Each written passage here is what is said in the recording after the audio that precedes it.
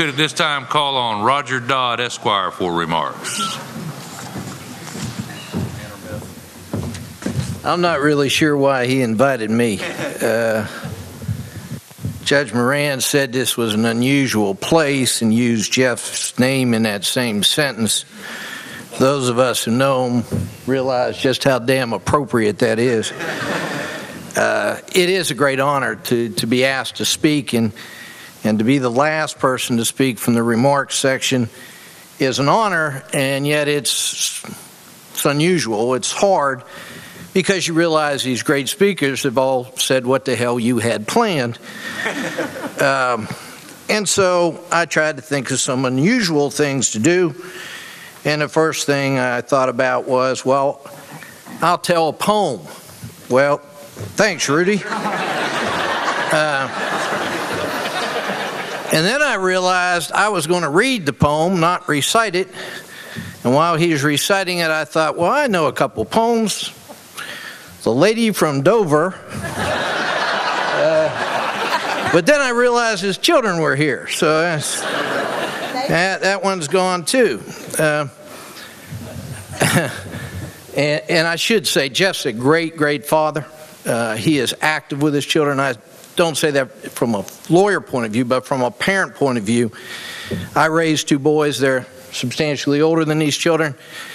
And I want to tell you that neither one is a convicted felon. The oldest one, we had kind of a close call there, but jury stayed out 3 days. But well, he wasn't convicted. Let's keep that in mind.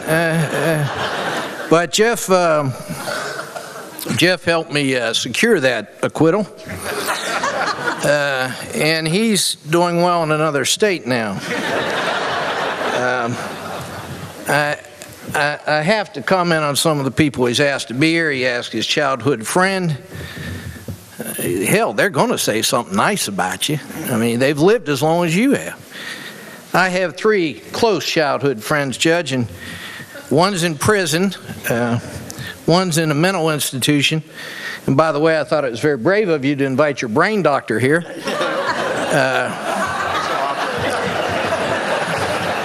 Hell, it's working. Yeah. I think if we keep him on the right dose, he'll be all right. And I'm proud to say that one of them is a judge in Pennsylvania. He's a judge there, and he couldn't come. He's not allowed to leave the state. The federal government's investigating him right now.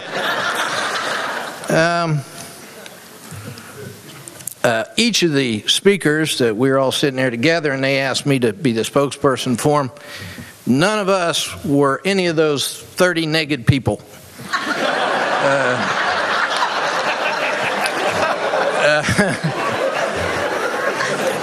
And we're almost sure that's true. I have an impolite comment to make, and I apologize ahead of time. When that young lady came up here with a bag and said that she was at a bar with Jeff and wine had been spilled, I'm so pleased it was a blouse.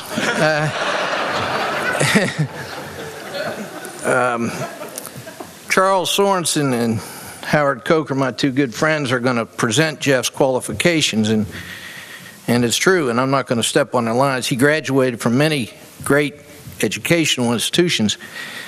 Jeff has asked me, or told me I could be honest about it. He graduated summa cum barely out of each one of those places.